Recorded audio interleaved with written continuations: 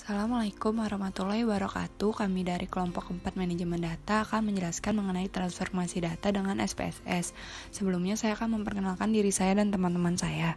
Saya Nada Desi Rahma dan teman saya Bagus Aprianto serta Ali Rahmatullah Malik. Yang pertama, kita akan membahas tentang membuat variabel baru dengan syarat atau kondisi menggunakan perintah if. Apa sih pengertian dari fungsi if? Fungsi if adalah fungsi yang digunakan untuk mentransformasi data yang membutuhkan himpunan bagian dari kasus dengan menggunakan ekspresi kondisi seperti kurang dari, besar dari, kurang dari atau sama dengan, besar dari atau sama dengan. Contohnya, di sini kita menggunakan data fungsi if beresiko obesitas jika berat badan di atas 59 dan tinggi badan di atas 149. Nah, langkah pertamanya itu kita menyiapkan data.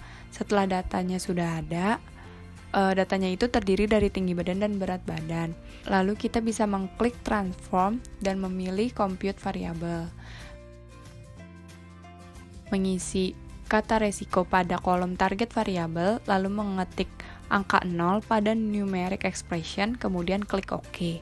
Maka di data view variable akan terlihat kolom baru yaitu resiko dengan angkanya itu 0. Lalu langkah keduanya itu kita membuat kondisi beresiko dengan mengkodekan angka 1 untuk kondisi beresiko tersebut.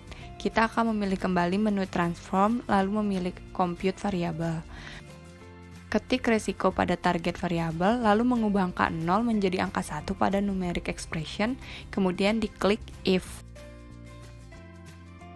Setelah itu, pilih include if case satisfies condition, lalu masukkan perintah ke dalam kotak di bawah pilihan if dengan format yang telah ditentukan, yaitu BB lebih besar 59 dan TB lebih besar 149.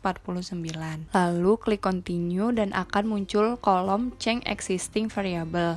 Klik OK. Maka akan terlihat di data variabel beberapa data berubah dari angka 0 menjadi angka 1 mengikuti format yang telah kita tentukan. Baik, selanjutnya saya akan menjelaskan mengenai memilih sebagian data atau subset. Nah, perintahnya yaitu select. Dalam kondisi tertentu, seringkali kita hanya menginginkan mengolah dan menganalisis hanya data dari kelompok tertentu saja. Misalkan, kita memiliki data di seluruh Jawa Barat, tapi kita hanya ingin mengetahui prevalensi resiko diabetes yang tinggal di Bandung saja. Nah, di dalam data tentunya ada beberapa variabel yang menunjukkan wilayah tempat tinggal orang yang berisiko terkena diabetes. Nah, sebagai contoh, kita hanya ingin menganalisis data hanya untuk mengetahui risiko diabetes saja. Caranya seperti apa? Nah, yang pertama kita pilih menu data. Yang kedua kita pilih select case. Dan yang ketiga kita klik pada tombol if condition is satisfied. Lalu setelah kita mengklik tombol if condition is satisfied, selanjutnya kita klik tombol if yang berada di bawahnya. Nah, selanjutnya kita ketik atau kita sorot dan pindahkan pada kotak dan tuliskan kondisinya yaitu risiko sama dengan 1. Di sini mengapa risiko sama dengan 1? Karena risiko diabetes kodenya yaitu sama dengan 1. Nah, setelah itu selanjutnya kita klik continue. Selanjutnya, teman-teman harus perhatikan di bagian bawah pada kotak yaitu unselect case are filter atau delete. Nah, di sini teman-teman harus pilih yang filter, yang artinya data yang tidak dianalisis hanya ditandai dengan pencoretan nomor kasus. Sedangkan jika teman-teman pilih delete, artinya kasus yang tidak terpilih maka akan dihapus secara permanen. Nah, makanya di sini teman-teman selanjutnya mengklik tombol filter.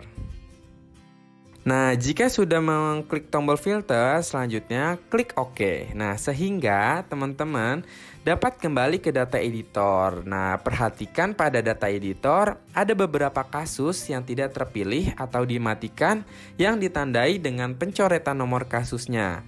Nomor batang yang dicoret artinya dikeluarkan dari data, sedangkan yang tidak dicoret merupakan data yang aktif. Seperti itu. Selanjutnya kita akan menggabungkan file data dengan perintah merge. Menggabungkan file data ini ada dua jenis. Yang pertama itu menggabungkan kedua data berdasarkan urutan responden, dan yang kedua itu ada menggabungkan kedua data berdasarkan variabel yang berbeda. Pertama, kita akan menggabungkan file data menurut responden. Hal yang pertama kita lakukan adalah menyiapkan data. Contohnya adalah pada data pertama berisi 4 responden, dan pada data kedua itu berisi 3 responden. Langkah selanjutnya, pertama-tama kita buka dulu file yang berisi 4 responden tadi. Selanjutnya kita klik data, lalu sorot kursor ke merge files, lalu sorot kursor lagi ke add cases, lalu klik add cases tadi. Selanjutnya pada kolom open file, pilih file data yang berisi 3 responden tadi. Contohnya, saya namakan file tersebut dengan nama data2.sav. Lalu klik data tersebut, lalu klik continue. Selanjutnya pada tahap ini, Anda hanya perlu klik OK saja, maka data akan tergabung sepenuhnya. File yang tergabung tadi bisa Anda simpan dengan klik Save As dan beri nama sesuai yang Anda inginkan.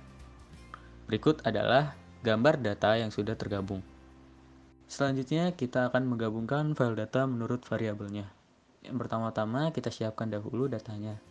Pada data pertama misalnya, di sini ada 3 variabel. Yang pertama itu ada nomor, yang kedua ada umur, dan yang ketiga ada kerja.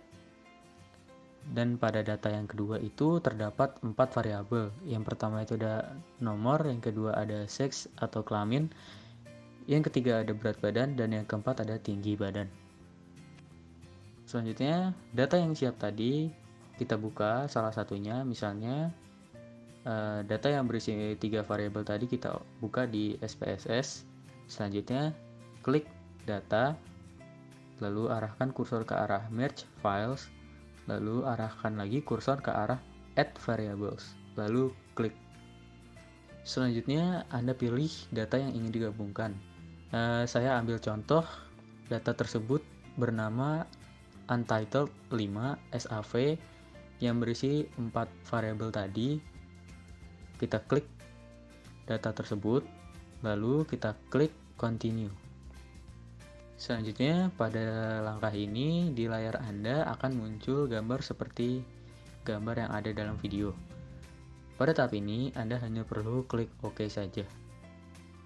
Selanjutnya, data yang sudah tergabung tadi, Anda bisa save data tersebut dengan klik Save As, lalu beri nama sesuai yang Anda inginkan. Sekian pemaparan video dari kami. Bila kami terdapat kesalahan, kami minta maaf. Billahi taufiq wal hidayah. Wassalamualaikum warahmatullahi wabarakatuh.